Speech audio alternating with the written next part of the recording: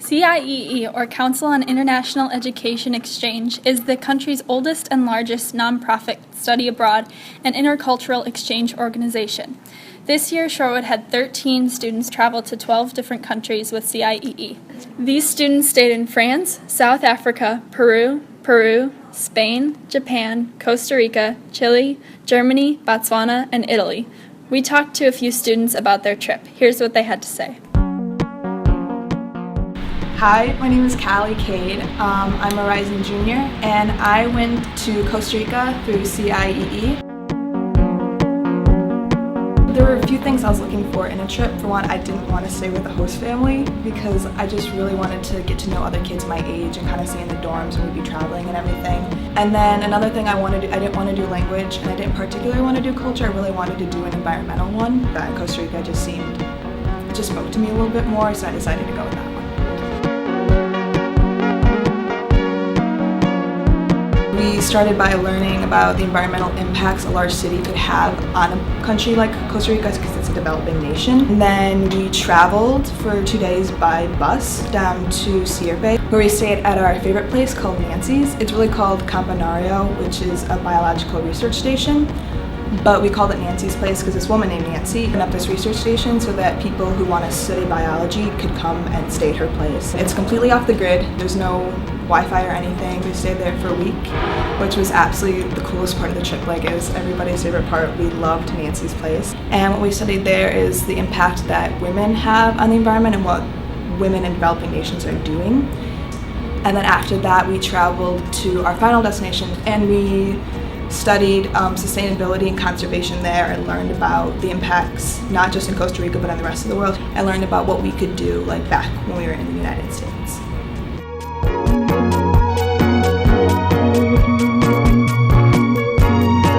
I would go with life-changing. I knew going into it that it would be, but just not in the way that I thought it was. The connections I made with the people was I learned a lot more through that than just the trip itself. So in that sense, it was very life-changing. I think the coolest part was actually getting to see rainforests, because we always talk about like save the rainforest and stuff, but it's a lot different having an actual connection to them and getting to see them and all the animals.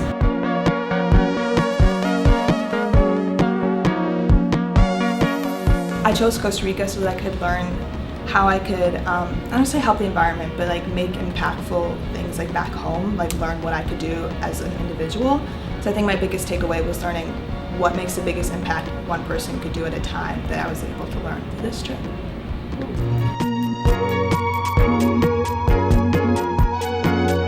These are the things that all the local kids eat, and I tried it, and it was the best thing I've ever had. They're so good. Well, I'm Vuyk. I'm a senior this year, and I went to Botswana, more specifically Gaborone, Botswana, through CIEE for a wildlife conservation course. I had never really heard of CIEE until a spokesperson came into Spanish class one day, and she went over all of the different trips that you could go on, and I saw Botswana for wildlife conservation, and I was like, wow. I grew up watching animal documentaries on Nat Geo, or watching Planet Earth on BBC, and I've always wanted to go out on safari and see elephants and giraffes, and just to be there and not just see it through a screen.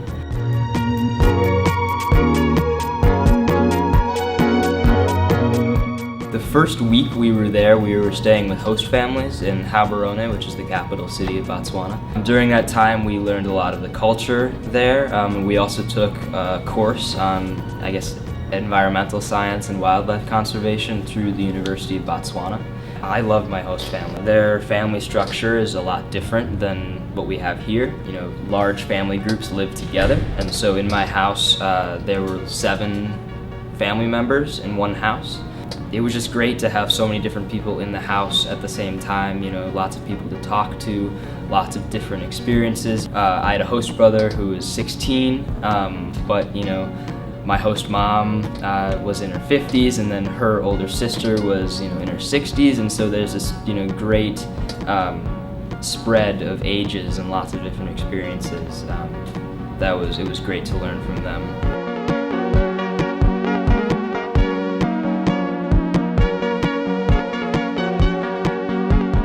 I purchased these at a market in the Okavango Delta. They were all hand woven by the people in the village, and what's crazy is how remote this village actually was.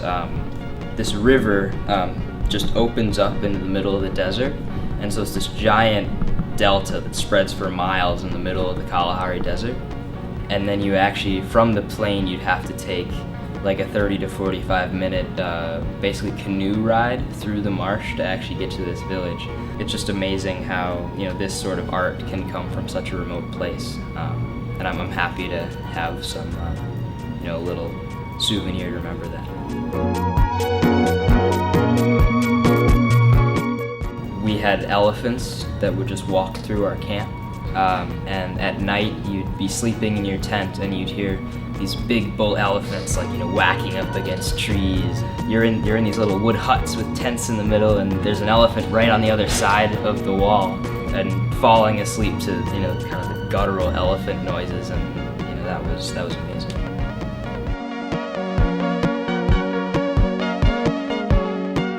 A lot of times experiencing something is a lot different than hearing about it, or even seeing it for yourself but through someone else's camera lens or someone else's eyes. It just really makes you realize how valuable travel actually is, and how valuable it is to experience something for yourself.